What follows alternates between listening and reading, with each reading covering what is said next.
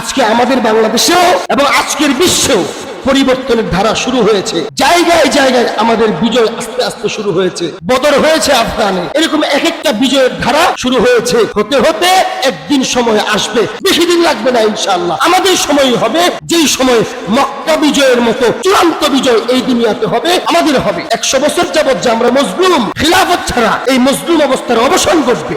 অবসান ঘটবে, আমাদের দেশেও বিজয় হবে ইসলাম, সারা দুনিয়াতে বিজয় হবে ইসলাম। যখন বিজয় হবে তখন দেখবেন ওয়ারাআইতান নাস ইয়াদখুলুনা ফি দীনিল্লাহি আফওয়াজা। শাহ ওলিউল্লাহ রাহমাতুল্লাহ আলাইহি বলেন, আখিরি জামানায় যখন ওই মক্কা বিজয়ের মতো চূড়ান্ত বিজয়টা আসবে, তখন দলে দলে তোমরা দেখবা ইসলামের ছায়াতলে সবাই আসবে। কারা আসবে?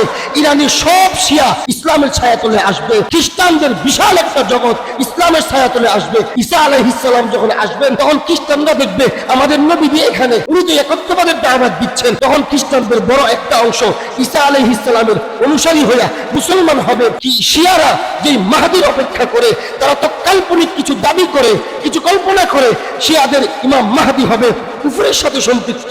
কিন্তু হযরত মাহদীর যখন আগমন ঘটবে, তখন শিয়ারাও দেখবে আমরা যে ইমামের প্রতীক্ষায় ছিলাম, সেই ইমাম তো একত্ববাদের কথা বলে, সেই ইমাম তো নিজ ইসলামের কথা বলে, সেই ইমাম তো দুনিয়াতে মূল ধারার ইসলামের কথা বলে। তখন ইমাম মাহদীর সঙ্গী হয়ে ইরানের শিয়ারাও মুসলমান হবে এবং ইউরোপ আমেরিকার বড় একটা খ্রিস্টানদের অংশ ইসলামের ছায়াতলে আসবে।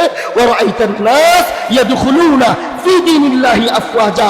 এটা যখন নাজিল হয়েছে তখন বোঝানো হয়েছিল মক্কা বিজয়ের পরে দেখো দলে দলে ইসলাম গ্রহণ করছে। আজকে এর অর্থ হলো যখন আখিরি জমানায় এই 100 বছর খিলাফত নাই, মুসলমানদের পরাজয়ের এই পরিস্থিতির পরে আল্লাহ চূড়ান্ত বিজয় দিবেন, তখনও দেখবা দলে দলে সারা দুনিয়ার অমুসলিমরা ইসলামের ছায়া